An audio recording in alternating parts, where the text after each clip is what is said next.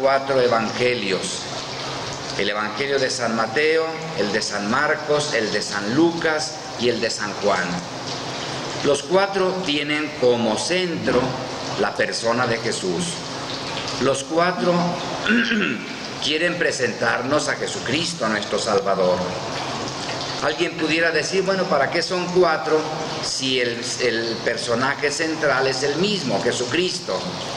Bueno, tienen algunos matices especiales cada uno de los evangelios. Por ejemplo, el Evangelio de San Mateo fue un evangelio escrito especialmente para los judíos que se hacían cristianos.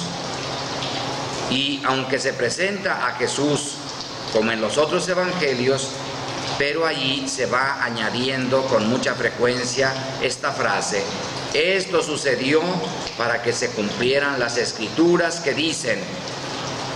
Los judíos esperaban al Salvador y había muchas profecías que anunciaban las características del Salvador.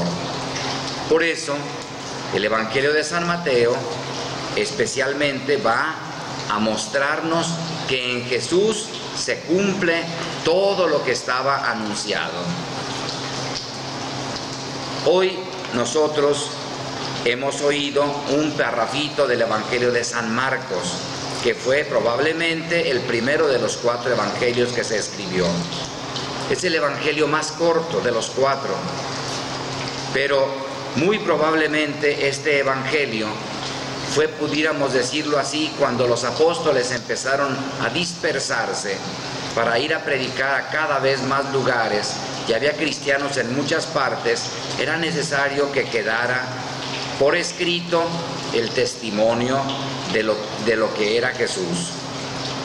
Y San Marcos es un discípulo que probablemente, y digo probablemente porque no tiene la firma de él, así de decir, yo lo firmo, sino que él, todo lo que le oyó a San Pedro, y que además él también vivió de cerca con Jesús, él pone por escrito para que se fuera a todos los lugares donde había los cristianos. Pero la pregunta fundamental de los 4 evangelios es: ¿quién es Jesús? ¿Quién es Jesús?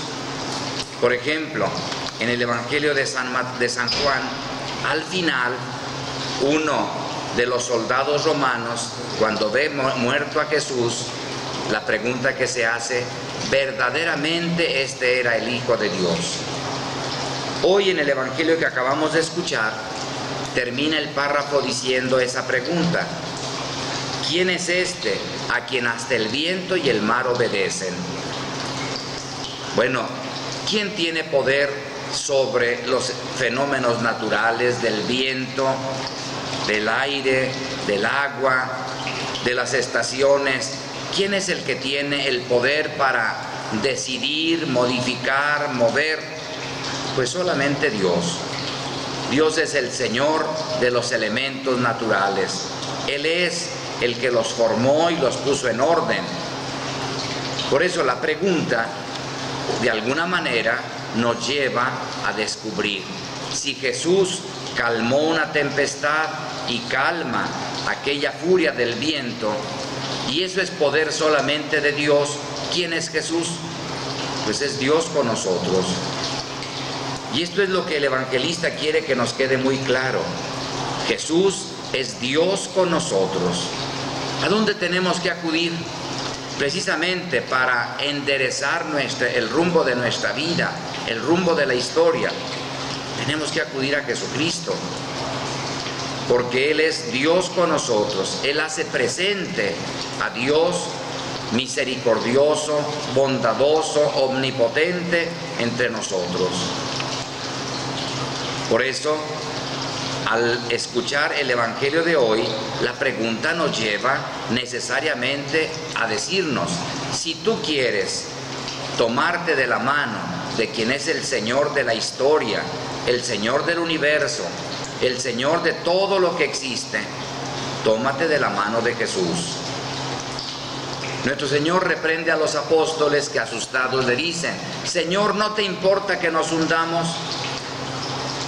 Bueno, pues es que el ser humano, por más experiencia que tenga, como la tenían los apóstoles en aquellos ambientes de la pesca, del lago, de las tempestades, sin embargo, debió de ser aquella una tempestad especialmente ruidosa, fuerte, peligrosa, y sienten miedo y acuden a Jesús. Yo diría, qué sabios fueron los apóstoles en acudir a Jesús, porque eso es lo que el Evangelio nos está diciendo: acudan a Jesús. Ciertamente nuestro Señor los regaña y les dice: ¿por qué tienen fe? ¿Que no estoy yo aquí? ¿Que no ven que estoy aquí al pendiente? No estoy lejano de ustedes. Y esto es lo que también hoy nuestro Señor nos dice a nosotros: no estoy lejano de ustedes, estoy aquí. A ustedes les toca trabajar, les toca recorrer la historia, les toca recorrer los caminos, pero yo estoy con ustedes. Yo soy el que voy guiando la historia. Es cierto, nuestro Señor está muy cerca y no se mete a nuestra historia y a nuestro corazón si nosotros no le damos la entrada, porque Él respeta nuestra libertad. Pero que sepamos que Él está muy cerca de nosotros, que lo único que tenemos que hacer es hablarle y gritarle. Los regañó nuestro Señor porque todavía no tienen fe. Y yo quisiera decirles aquí a todos los que nos escuchan: miren, más vale que nuestro Señor nos regañe porque a veces tenemos poca fe, pero que acudamos a Él. Aunque nos diga hombres de poca fe, pero que acudamos a Él.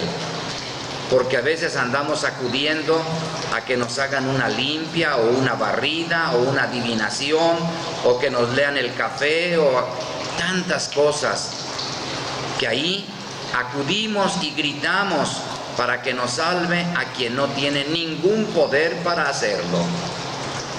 Más vale que nuestro Señor nos diga hombres de poca fe, pero que le digamos: Señor, pues si no acudimos a ti, ¿a quién vamos a acudir?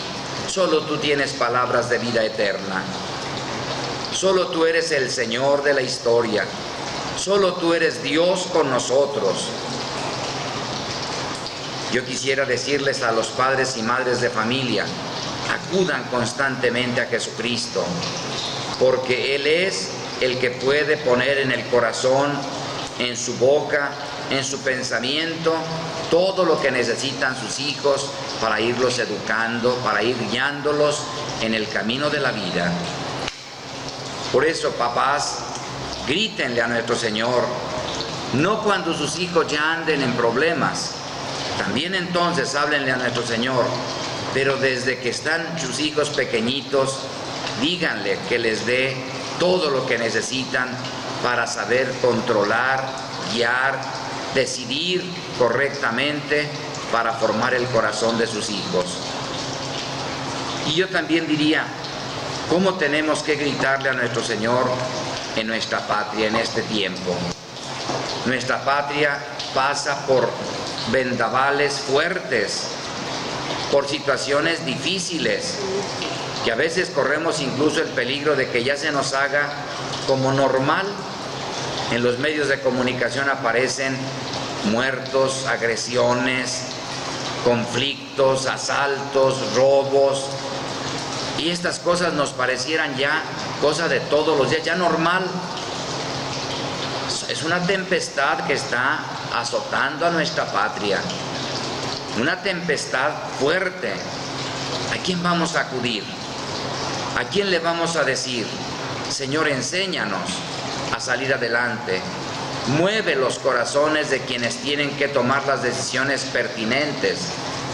Señor, pon tu palabra y tu sabiduría en el corazón de todos los mexicanos, para que cada uno participemos en lo que tenemos que hacer.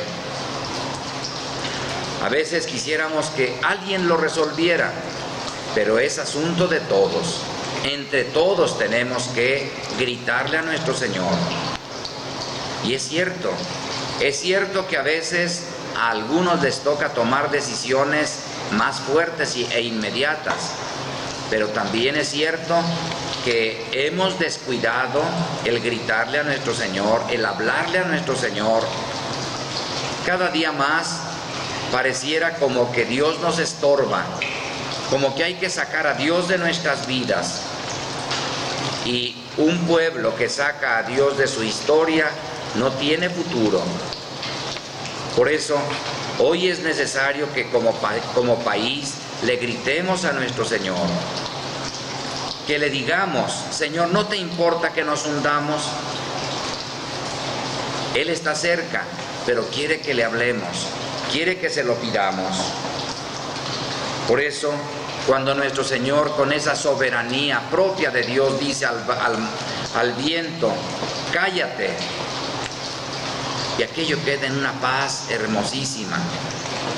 Yo creo que también nuestro Señor tiene el poder para enmudecer todos estos conflictos si nosotros se lo pedimos y lo aceptamos en nuestra vida. Bueno, pues el Evangelio de hoy nos dice: ¿a quién vas a acudir tú? ¿Vas a acudir a quien es el Señor de la historia? ¿Vas a acudir al que tiene el poder sobre todo el universo? ¿O vas a acudir a quien no te puede salvar? Más aún, ¿vas a acudir a tus propias fuerzas? Que este domingo acudamos a nuestro Señor. Y yo quisiera terminar precisamente diciéndoles a los papás que hoy los festejamos: ustedes son el rostro, son la fortaleza, son la seguridad que nos da Dios. Dios ha querido que el papá, el padre de familia, sea especialmente esa firmeza, seguridad, claridad en los principios y en el rumbo. Por algo nuestro Señor le dio a la mamá la ternura, esa capacidad de acoger, de juntar, de reunir, de perdonar, de esperar. Y al Padre le dio la fortaleza, la realidad de que sea más cerebral, no más inteligente, más cerebral, que analice los acontecimientos, que analice las situaciones y tome decisiones más con el pensamiento que con el corazón o que con el estómago.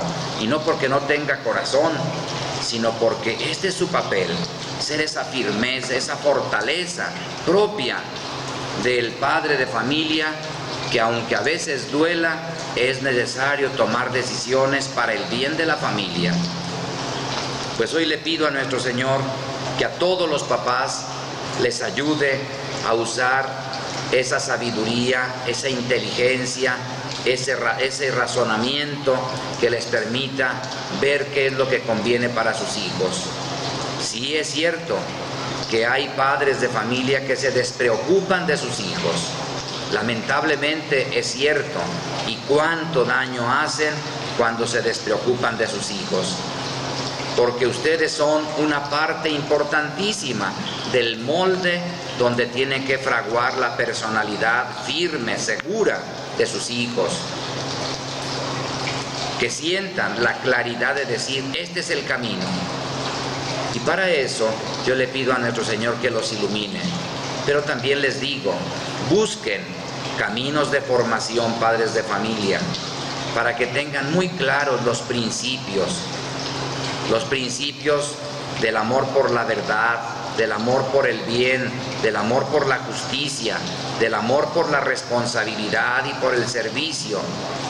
Que no sea la cultura de nuestro tiempo la que guíe sus corazones, papás, la comodidad, el individualismo, la flojera, la mediocridad, sino que de verdad digan: Dios me ha puesto al frente de esta familia para que yo sea el molde donde fraguen estas personalidades, y que un día yo pueda decirle a nuestro Señor: Señor, aquí están los hijos que me encomendaste. Pues muchas felicidades, papás, y que nuestro Señor los bendiga. Que tengan un buen domingo.